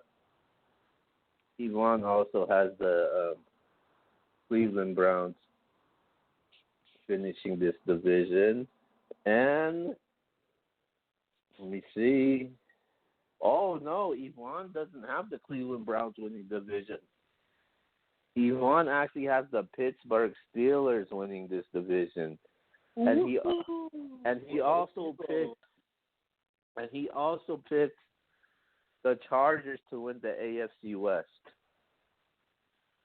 What? Yes. Yeah, he clearly don't know what he's talking about. He needs to be banned from this show. All right, so basically those are the predictions for the AFC West, the AFC North next week. I think Yvonne should be back by the next week. We'll do the AFC South and the AFC East. Then a week before the football season kicks off, we'll actually be doing our predictions of, who going to the Super Bowl, who makes it to the playoffs, who wins Rookie of the Year, who wins MVP, and all that good stuff. So that'll be in 2 weeks. Next week we'll be breaking down the final two divisions. But that actually sums up the football topics for tonight's show, and we're going to move up to our final last topics. And college football's kicking off this week, man. So college football, we got the official AP coaches poll just got released. So do you have a problem of how the rankings are right now? No, not at all. I'm good with the rankings. I've always said, at the end of the day, like, we can sit here and get mad about it, but at the end of the day, of course, there's things that, I technically don't agree with, but it doesn't mean anything, because once everybody starts playing, then you're going to find out who is actually the best teams in the country. I mean, I know for me, and I know Keo, I think we've already put it out there, who we have going to the Final Four. Keo asked me today, my Final Four teams is 4 of the top 5 teams in the nation. So for me to sit here and have a problem with the top teams in the nation, that's crazy. Oklahoma can clearly be in the Final Four. Michigan can be in the Final Four. Both of those teams are ranked in the top, 7. LSU, I think, is ranked a little bit high for my liking, and I'm an LSU fan. I hope that they finish that high, but I don't know. I hope I'm wrong about that situation. Everybody else is around the mark. I can see them. I'm looking at it. Yeah, I mean, everybody's pretty good on my end. Nebraska, I know people are saying they're a sleeper this year. I don't know about that for me, but we'll see. The top 25 is cool, in my opinion. What you think? As far as these, as far as these rankings go, I think Miami's ranked too low, man. You got them outside of the top 10. I think they should be at least somewhere in the top 8. The Miami? No, I mean Oregon. My bad, Oregon. Oh, yeah, I was about to say what? Miami's not even ranked. Yeah, I think Oregon. They're ranked outside of the top 11. I feel like this is a good team. I like the schedule favorable for them, and I feel like they could do a lot. So the rest of the. I would remove Florida, man. I don't think Florida belongs in there, man. I think Florida's going to be an inconsistent team throughout the season, and I definitely wouldn't have them on there. So that's a team that I would definitely take off. I'm not sure what kind of team we're gonna get from. What's that team? Notre Dame. I don't know what type of Notre Dame team we're gonna get, but hopefully soon we'll find out as the season progresses. Notre Dame got to play against Georgia at Georgia, so we'll find out real soon. How Yeah. good they are. But besides that, those are the top right now as far as the top 25 AP polls go. Just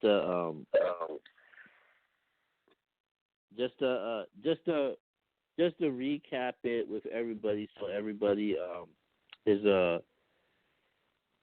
aware of how these rankings are. So basically, rounding off the top 10, we got Texas. This is 10-1. So we got Texas, Notre Dame, Florida, Michigan, LSU. Now we go to the top 5. We got Ohio State at 5, Oklahoma at 4, Georgia at 3, Alabama at 2, and Clemson at 1. So that's actually the top 10. Make sure you go check out on ESPN or whatever sports website you go to check out the top 25 polls for the rest of the top 25. But besides that, it's time to go to our final topic for the show. And man, college football is kicking off this Saturday, man. So, every year we do our our picks, man, our college football picks for every single year. And I think this is the third straight year we're doing it. Last year, Yvonne actually won the college football picks throughout the whole season. True came in last place, like always, for the third straight year. No, I'm just kidding. True actually came in third place in the college football picks, but he did win the NFL picks, though. So I just wanted to let everybody know that. But well, I'm not with you. But I said I'm not with him. But with that being said, let's go to our picks. We actually got 2 games on the schedule. Central Florida's playing Mackenzie Milton, but I feel like it's no point in picking that game because it's a cupcake game for them. But a game that's going to be interesting. We got number 8 Florida going to the U, Miami. So as we kick off college football season with our first pick of the season, Yvonne actually has Florida beating down Miami. So I'll go first with the pick. Y'all whack, because why you didn't? I didn't want you to tell me what he did, because I wanted to say what I had to say. But go ahead. But me, a lot of people are high on Florida this year, man, and I'm going by history. And Florida hasn't beaten Miami over 34 years. Miami holds the history series, all-time series. And I like this Miami team, even though, they don't have Mark Richt there. I like Manny Diaz, though. And with Miami, even though we all know Clemson's going to win, I feel like they could have a good season in the ACC because they don't have to play Clemson this year. They don't play Clemson this year. And then, Virginia Tech, they're on reset mode. Florida State, same thing for them. And I feel like this Miami team could be a really good, solid team. All they got to do is beat Florida, man, and everything is good and set for them, and I think they'll have a solid season. They just announced that Jaron Williams will be the starting quarterback moving forward. But I like Miami in this game, man. I think this is going to be a slugfest game. If you're looking for a high-scoring game, I don't think you're going to get that in this game. But be lookout for the turnover chain, man. Miami got that turnover chain over there, and I think they're going to have a solid game, and I think it's going to come down to that final last drive and that last draw.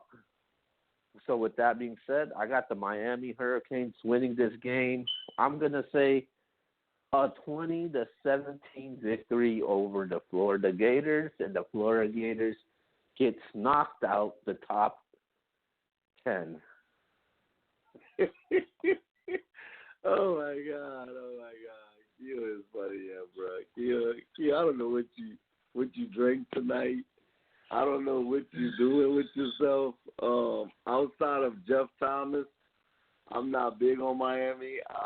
There's nobody I really think is JT. Outside of him, I mean that's really the guy right there for me. But when you think about what Florida's bringing to the table, you're bringing in LaMichael P. Ryan. I mean, I think he's going to have a really good game. Senior running back. You're going to have to respect what he's going to bring to the table. You got Tyree Cleveland. He's going to do his thing. Been around the program and Dan Mullen's system. But ultimately, and let me say this. Let me start by saying this. No, I do not have this guy getting to New York. But I think this guy starts his, so to speak, from the Florida Gators, because y'all know my brother's a Florida fan. I know a lot of other Florida fans. I'm not saying my brother said this, but of course they think Florida's going to be decent this year, and they're hyped because they're ranked in the top 10. But Felipe Franks starts his Heisman hopeful campaign in this game. What are you drinking? Felipe Franks? Are you kidding me? Everybody around the world is going to be watching this game, tuned into this game. I like Florida to mop the floor with the Hurricanes. Oh, hell no. I think Florida beats the Hurricanes. I'm going to say 27-10 or 27-13. No, I can go a little bit higher. I'll say 30-13. I got the Florida Gators kind of making a statement and maybe possibly setting the tone for, this season. Though I'm not high on Florida this year, I do think they're going to win this game. They're going to knock off the U, and Keel's going to start 0-1 this year when it comes to the pick'ems in college football. Like I said, man, I'm going by history, and Florida is cursed when they go to Miami, and I think they're still going to be cursed, and they won't get that monkey off their back, man. So I'm still rolling with the Canes. Dan Mullen's not worried about what history says. He knows what it's going to be. All right. So going down. And we will see. So first game Saturday on ESPN, we got the Miami Hurricanes versus the Florida Gators, who's ranked 8th in the entire country. All right, so we're going to go to our final topic, and we're going to recap a little about the UFC event that just happened. I know True, he's so disappointed. I asked him before the show started, I said, hey, man, should we start off the show with this UFC event? So, I gave him some time to lick off his wounds because Daniel Cormier was not successful. You should have heard the ridiculous things that he was saying on the show last week, what Cormier's going to do. Actually, you could actually listen to it on our YouTube channel, so make sure you go check that out. But Daniel Cormier, man, and Stipe Miocic, what are your reaction after this fight? I mean, I want to talk about Nate Diaz. Who cares about that main event fight? Nah, I'm just playing. But shout out to Nate Diaz, man. Coming back off of that long layoff and just to come in and do what you did. I actually tuned into the UFC event, and I really enjoyed it. I actually really did enjoy it. Unfortunately, the end result was not one that I expected. Daniel Cormier, he came in. I felt like he controlled the fight up into that round. Really, I think it was the round prior. Stipe Miocic hit him with a body shot, And in that moment, I was like, man, I said, if he can continue doing that, he could actually win this fight. And it happened the very next round. He kept going to the body, caught him with a nice body punch. I think he kind of knocked the wind out of Daniel Cormier. He never said it or confirmed that, but I felt like it knocked the wind out of him for a second. And Stipe jumped all over him, and that was it. That was all she wrote. It was ball game. The fat lady was singing. Daniel Cormier has been an outstanding guy for the state of Louisiana, the city of Lafayette, an outstanding UFC fighter. His only losses to two champions, John Jones, maybe arguably the greatest fighter ever, and to Stipe Miocic, a guy that's a heavyweight where Daniel Cormier actually went up to fight in that weight class. Nothing but respect for Daniel Cormier, man. Whether you retire or not, I want you to know, man, you made Lafayette proud. Don't ever hold your head down thinking that we don't appreciate what you did for the city of Lafayette, for the people of Lafayette, and what you did in your career. We see it. You were awesome. You're an awesome champion. You were even humbled in a champion in the loss. You was humbled in the loss, and you gave Stipe Miocic all the credit for winning the fight. You said, look, his game plan when he came to the body, that was a brilliant game plan him and his corner came up with. Nothing but respect, man, a class act, man, and I'm just proud to say that you're from the state that I'm from, the city that I'm from, and literally you went to the high school and the middle school that's literally 2 minutes from my house. So shout out to DC, man. Love you, and we appreciate you, brother. And Stipe Miocic, man, congratulations. It takes a true champion to do what you did, to actually get beaten the form that you did the first time around, come out with a slow start, and not fold, not give in, taking heavy punches early in this fight and turn it all the way around, man. Nothing but respect to you, brother. And I can't wait to see what you do in your next fight. Congratulations. Yeah, with this fight, I did have Stipe winning. I thought Cormier had that advantage until Stipe started hitting with these blows and these body shots. And Stipe was prepared, man. Like I kind of felt like he really wanted to win this fight. He was really prepared. He's been wanting this fight for quite some time because just the way he lost in this fight was like, damn, man. People thought he didn't deserve a title shot afterwards. And I think that if it wasn't for Brock Lesnar backing out of the negotiations, Stipe, I don't think he would have gotten a title shot. But going into this fight, I felt like it was a distraction, though, bringing up that retirement issue. I think it kind of, took Cormier off of his game. So I don't think Cormier's done, man. I think he hasn't said he's going to retire after the fight. And I don't think Cormier's the type of guy that will go out like that. I want to see a trilogy, man. I want to see part 3.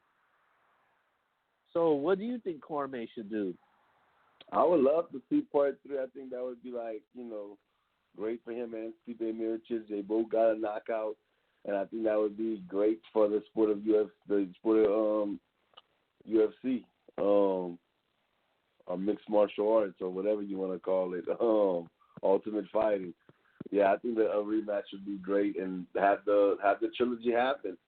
Both fights into the knockout, and people love knockouts. So let's see it one more time. Let's see if Daniel Cormier has that champion in him to rebound from a loss. We saw it from Stipe. Let's see it from Daniel. All right, and Nate Diaz was successful in his match. He wins in unanimous decision. So congratulations to Nate Diaz. But with that being said, that sums up our UFC portion. Now it's time to give our shout outs. So shout out to True, always holding it down every single week. Big Mike, for making it. He left early. Shout out to Ivan, still in Croatia. He'll be back next week. Ray, Marlon, Jasper, wherever you're at. And I hope everybody has a good weekend. And make sure you tune into the Star and Cinema Show. Make sure you go check out the YouTube page and subscribe to the channel. And school's back for everybody, man. So I hope everybody enjoyed their summer. Besides that, I'm out. Definitely appreciate Keo for holding it down, man. Always pushing that content out, man. Thank you to him and putting all our shows on YouTube. Please go check it out. Please subscribe. Ask questions. We will respond to you. I promise. You want to come on the show, we want you on the show. We want the fans to enjoy this experience. So anything you need from us, let us know. Shout out to Big Mike for coming through. Shout out to Yvonne for holding it down in Croatia, man. Keep doing your thing, man. It looks like you're enjoying your time out there, and I don't blame you. I would be enjoying myself as well. Shout out to Jay. Shout out to Jay wherever he's at. Marlon, Ray, everybody, the whole Nothing But Sports squad. And shout out to everybody that's in the Nothing But Sports league. Shout out to my man Keenan, man. He's in this league, and I'm hearing that he's going hard up in the group chat, bro. I don't know if it's true, but that's what I'm hearing. I'm hearing the back and forth is real. And I know y'all like that. They love debating. So shout out to him, man. But with that being said, it's been Nothing But Sports show. Don't listen to anything Keo said on this show and listen to the Sports Junkie.